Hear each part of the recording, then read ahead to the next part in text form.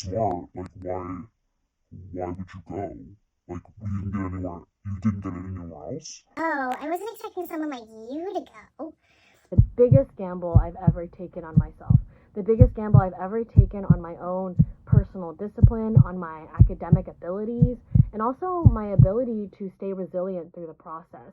Hi everyone, my name is Maeve McManaman, and today I'll be making the first part in a three-part series on my transfer experience as a community college student. The reason why I wanted to make this video is because right now is admission season for first-time freshmen and also transfer students. Um, and I know that there's already a breadth of information on the YouTube platform for students like myself and eventually students like you. And I just wanted to add to it with my own experience and also like my own personal perspective on the whole issue and thing about community college. So this video is directed at both transfer students and first-time freshmen. So if you're interested in that, please continue watching. Okay, so I want to first disclaim that I am going to be referring to my community college as City College. I know that most people refer to their community colleges as community college, but here in San Francisco, everyone refers to City College of San Francisco as City College. So I'm going to be doing the same throughout this entire video and probably videos beyond this point. So I have my little notepad on what I want to be going over today. So let's just go right into it, okay? All right. So for the first part of this video, I want to delineate and describe how I was feeling as a first-time freshman, as a senior in high school. I think that this perspective is really important because there's a lot of very specialized stress for first-time freshmen, seniors in high school, and I just kind of wanted to share where my mind was at when I was a senior. So when I was a senior in high school, I really wanted to go away. I applied to out-of-state schools. I applied to pretty much every school, not every school, but a lot of schools outside of San Francisco. And my goal was to get away and start developing as an individual. Now, that didn't end up happening for three main reasons. The first reason was because of money. As an 18-year-old, it was really hard for me to conceptualize $30,000 or more in debt a year for my education at a school that I wasn't very passionate about.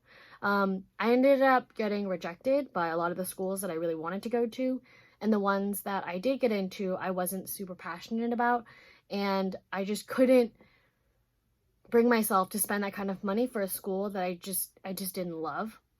And another part of that equation is how much fear I was feeling.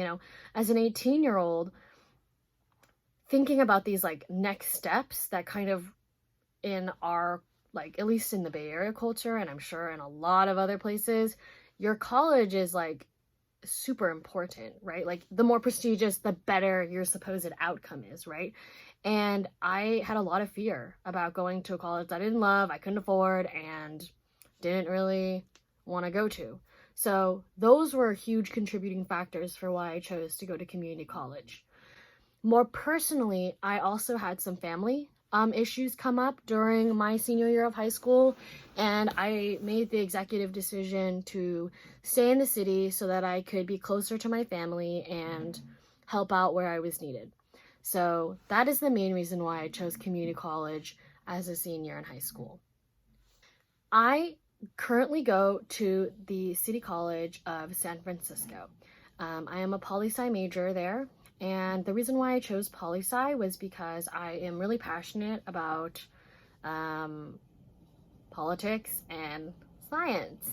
I also just find all the theories and conversations very interesting around this topic, so it was a great place for me to be, not to mention I'm not very good at math, so it was a perfect fit for me because I enjoyed the topic and it didn't really involve too much calculation, at least for my general requirements. City College of San Francisco for San Francisco residents is pretty much free. My classes I didn't have to pay for because I was a resident here in San Francisco, and the only thing I had to pay for was my book fees and this health fee that if you really wanted to, you could waive. I'm fortunate enough to be under my parents' healthcare plan, so I didn't really need the healthcare fee, but I still paid for it anyway in case I needed like shots or a checkup or I wasn't feeling well on campus.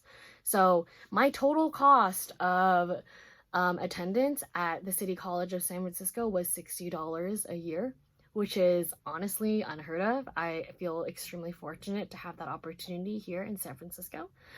Um, Another thing about City College and its sort of finance area is that there are a ton of different ways that students are able to procure books and other resources through the school that also help cut costs. And because community colleges now, with the influx of students coming straight out of high school, they're structured to like get you through the system. So the iGetsy and assist.org are presented to us as first-time freshmen at a community college, like literally on opening day. The iGetsy is the general education requirements for transferring, and assist.org helps inform you on specific major requirements for the school you're trying to go to. I think it's particularly directed at the UC system because the UC system also has programs like TAG and TAP. And I can go into those more in depth if you want to know more about them, but I'm just going to briefly touch on them in this part. Another aspect of City College that I wanted to touch on here is the professors and classes. Personally, I loved my classes at City College. City College offered me a unique experience in that I was able to complete my general education requirements while also engaging with my major in a simultaneous manner. So I could be taking like stats, which is a basic requirement, and then also take the politics of globalization at the same time. This allowed me to not only like understand the fundamentals of the major that I was going into, but also, you know, be a little bit better well-rounded because I'm also taking classes outside of that. So it kept me pretty sharp. More specifically, for my program and department at City College, I loved my professors, all of them, most of them. The professors at City College are surprisingly neutral, you know, like San Francisco is definitely a liberal bubble, and I initially was a little concerned that I'd be getting like a very like liberal version of theories and like basic fundamental knowledge on political science. But I found that my professors were extremely unbiased and really presented to the material in a way that you wanted to engage with it. So when we're learning topics like constructivism, liberalism, realism, reading like really old texts like by Aristotle, Jean-Jacques Rousseau, there wasn't too much like I felt subliminal like liberal dialogue directed at the students, and that made it really helpful for me to actually understand something through the context of what is presented in front of me as opposed to voices from the side of me. And for me in a social science, that was very, very helpful, and I think was a really big reason why I was able to be successful in my classes. So I believe for political science, professors and classes were absolutely excellent. And even for my outside major requirements, I still really enjoyed them. The teachers were very good. I think the only teacher I've ever had trouble with was probably like this semester. And that was not because of what she taught. It was more of like the function of how she like graded and like submitted assignments. But other than that, I haven't really had too big of issues at City College with professors and classes. Social aspect of community college. It is 100% true that community college is our commuter schools. Everyone at community college basically lives in the city. They're only on campus to take classes. And honestly, from my experience, nobody really wanted to like be friends. And for me, at first, that was really hard to accept because I already felt like I was missing out on my quintessential college experience, and not having that social aspect really like made that very clear. I was not having the quintessential college experience where I'm meeting a ton of new people and really like broadening my horizons with, you know, different ideas with, you know, the people that I engaged with on campus. And that was a huge bummer for me. I really wanted that. And I actually made attempts to make friends and it just didn't work, which is like embarrassing for me on its own. But I was fortunate enough to go to a school in the same city as a lot of my friends from high school. So I really relied on them for all of my social experiences throughout community college, and it was actually really, really fun. So yes, that is definitely a downer about City College, but it was okay for me in the end, especially after COVID hit. One of the pieces that I want to talk about here is this transition to COVID school or Zoom university. At community college, it was kind of rough. Definitely for the professors. I really felt like they had a hard time using the technology. But it eventually worked out. A lot of the professors already taught online classes, so the transition for some of them was really easy. And for the ones that taught only in-class ones, that's where you saw the struggle a lot more. But generally, it was okay. From my personal experience, I had already taken online classes as a high school student. I took geometry online, and I was able to use those skills that I used as like a sophomore in high school to help time manage, the classes that I was taking my spring semester when we were all said to go home and not return to the campus. So that was good. COVID school is still hard though. All of my classes, as a disclaimer, are asynchronous. I don't go to any live lectures except one, and I don't honestly really pay attention to that one because it's recorded, so you can just watch it later.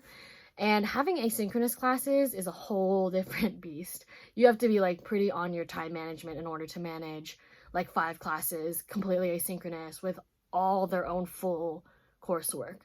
But I was able to manage that, and I was able to do it quite successfully, and it actually really turned out quite well for me. The fourth piece that I want to talk about here is working while at community college. Because you're at a community college, and I would say that for me, it was quite easy. I didn't really feel that I was like staying up super late to study or having trouble finishing assignments at all. In fact, I had like excess time. And with the excess time, I was able to work part-time as an ice cream scooper in the Castro. And that allowed me to, save up for eventually transferring and also have some spending money.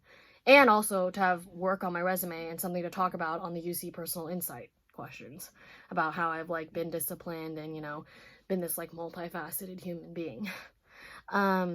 Working are completely possible during community college. I highly suggest you do it part-time or even full-time if you can manage it. Okay, so that is the main pieces of this first section, or this first section on, how my community college experience was. But now I want to go into a bit of a broader topic that is just as important as the experience, and that is the social pressure. Going to community college as somebody right out of high school, you will definitely feel the social pressure of your decision. A lot of people stigmatize community college to be bad, and where like basically people who didn't get in anywhere else go, or people who are like dumb or don't know what they want to do with their lives go. And while that may be true for some people, I don't believe that is true for the majority of community college students whatsoever. However, the decision to attend a community college is extremely stigmatized. I personally have gone through, conversations where somebody's been like, "Oh, you didn't get into community college? Like, well, I mean, you're smart. Like, why would you go? Like, you didn't get in anywhere else?" Or situations where people would just be like, "Oh, I wasn't expecting someone like you to go." Or even for people that were my friends, they had received experiences where it was like, "Oh, I kind of figured that for you." Like, that is so unnecessary to say first and foremost. Like, if somebody says that to you, please just ignore them because they have no idea what they're talking about. And second of all, I think it's really important to validate the collective experience of city college and community college students, that it is not like honestly that's socially acceptable. It is becoming more socially accessible or acceptable with especially COVID, and also, increasingly lower and lower admissions rates for straight out of high school students. And you should be proud of the decision you make to go to a community college. I personally definitely saw it as the biggest gamble I've ever taken on myself, the biggest gamble I've ever taken on my own personal discipline, on my academic abilities, and also my ability to stay resilient through the process.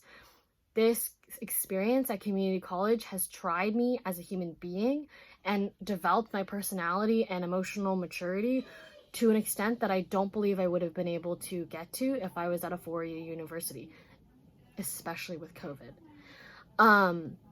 So if you decide to go to a community college, I just want to say right here and right now, I am proud of you, and I'm sure other community college students are extremely proud of you, and you can do it, okay?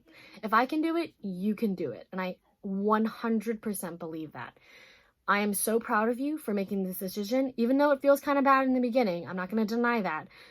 You are making a smart decision for yourself, both financially and also kind of on the personal maturity, personal growth side of things. You should be very proud of yourself, and I'm very excited for your future. No portion of this video will be delineating and describing my application process as a transfer student. Now, as a transfer student, you choose like a handful of colleges to apply to, and then you fill out the application. So the schools that I applied to was SF State University, UC Santa Cruz, UC Berkeley, UCLA, and Barnard College of Columbia. These were all very intentional choices for me personally. I was looking for really good political science departments, and those were the schools that I was interested in that had those things. So throughout the application process, it was, for lack of a better word, really stressful. As a former rejectee of the last admissions round, it was honestly like kind of traumatic again to do it, and I was really nervous about my chances of getting in. I obviously got into a college that I'm going to go to next fall, which I will talk about in my other video, but this entire application time was difficult. One thing about the transfer process is that it is honestly kind of higher stakes than the first-time freshman process. I would say that the application time slot is an extremely stressful time for transfer students because they're managing school and they're also trying to transfer. So during this time, you have to like fully articulate everything that you've been through at community college while simultaneously talking about how you're going to take that experience into the next university that you go to. And this ability is supposedly supposed to be developed while you're, at community college, but that isn't necessarily the case for everyone. So be forewarned that the application process isn't hard, like logistically, but it is hard, like socio-emotionally, to be able to convey who you are at this point in your life as opposed to who you were when you graduated high school.